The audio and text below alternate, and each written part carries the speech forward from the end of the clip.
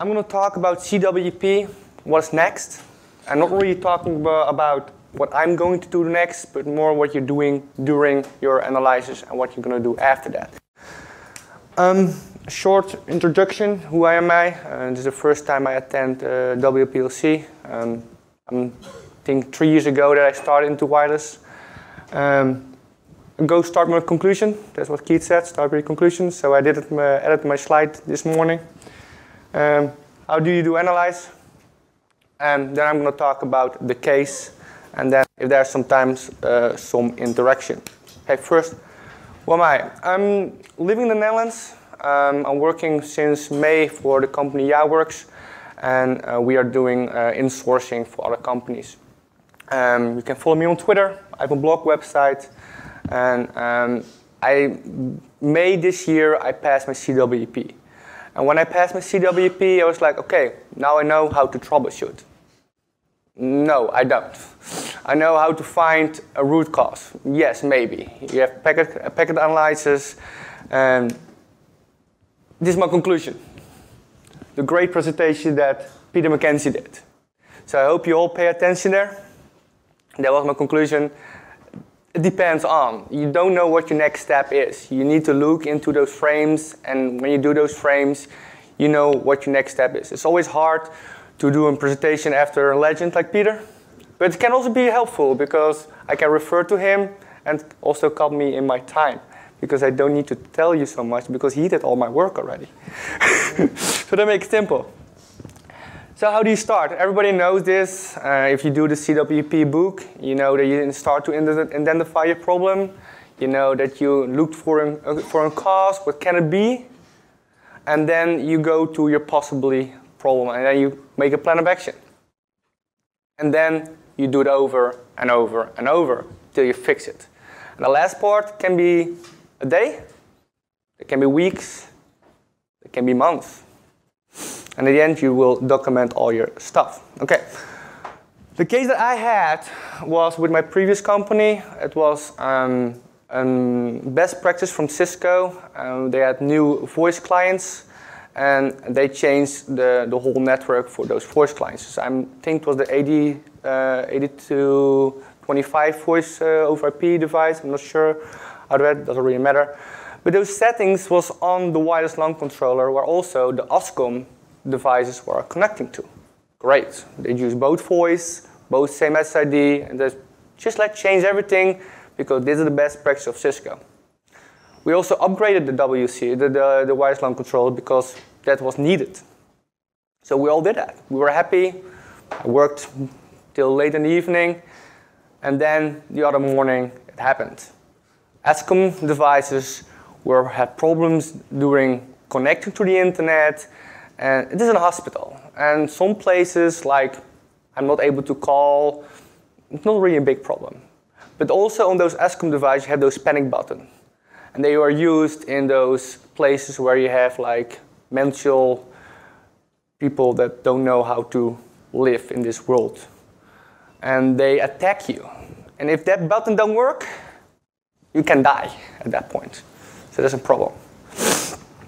So why are those places were disconnected? And to discover it, it was like all over the hospital. So the scale was big.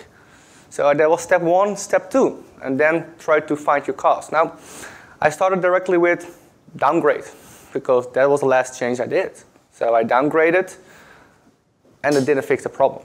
I did all the changes that we did last night, back to the previous thing, didn't change. But why it didn't work before and not now? And then I start with the next step. Start walking around. And Peter already said it. You sometimes walk around with how many USB sticks? I think I had 8 at that point. So it was pretty heavy. After a while, we got a cow, like a computer on a wheel. So I could put my thing, maybe a tray from Werner was maybe easier at that point. But what I saw was every time when there was a reassociation, every time when the OSCOM device was going to roam, it started sending it got a key 1 from the 4AN stick. A couple seconds later, again and again. So at this point, I knew already that the problem was the client. The client did not respond with this key 2.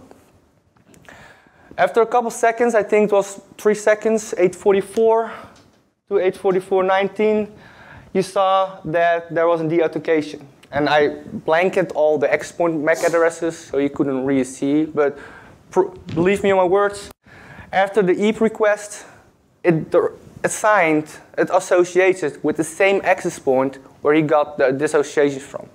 So somehow, this OSCOM device didn't communicate back. 30 seconds later, it did. But 30 seconds later in the hospital can be a problem. So what are you doing? You know the root cause. You know it is OSCOM. In this case, you know that it can be the client because you see that. Where do you start? I mean, I started with the great tool that's called Cisco debug tool. I mean, I tried hours in looking up the right tool, right bug. Couldn't find any bug. OSCOM was not really helping me because they said, I mean, other sites working fine. You're the only hospital that has this problem.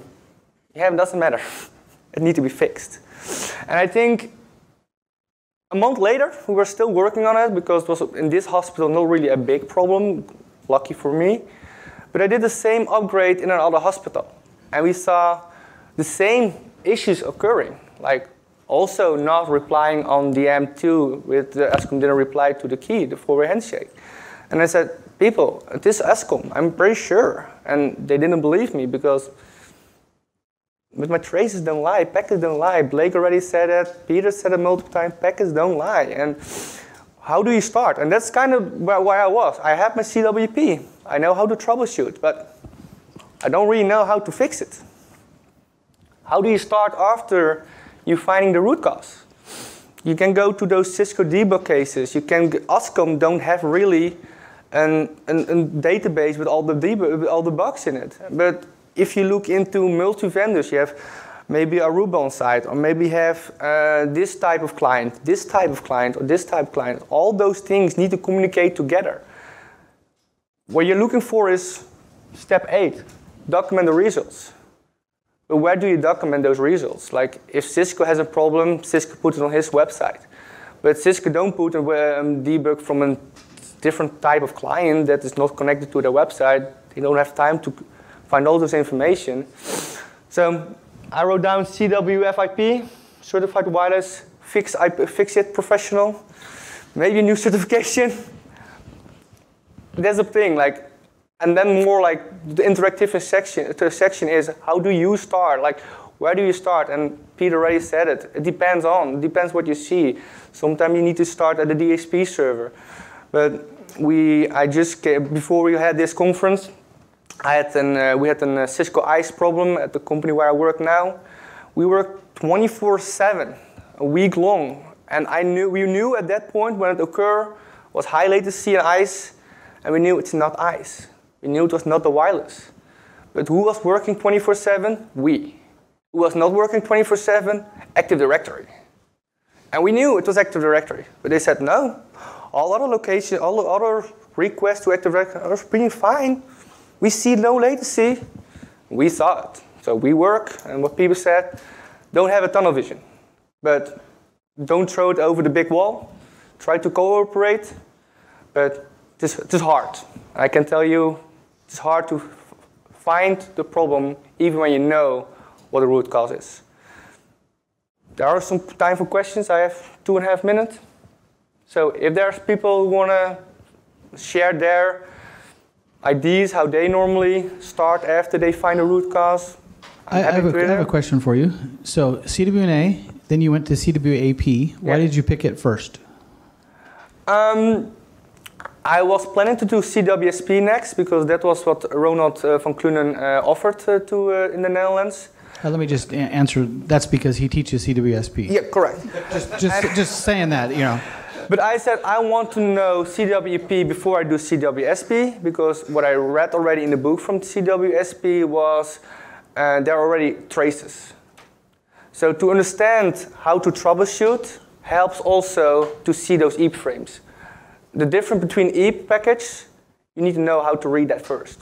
Well, I was just going to compliment you because I think that's the best. If anyone else is on the path to CWNE, I think it's CWNA first, CWAP second. Yeah. If you can get that one down, everything else is easy because you do packets in SP and DP and get it out of the way first. So I was going to applaud you for doing the right choice. So any other question?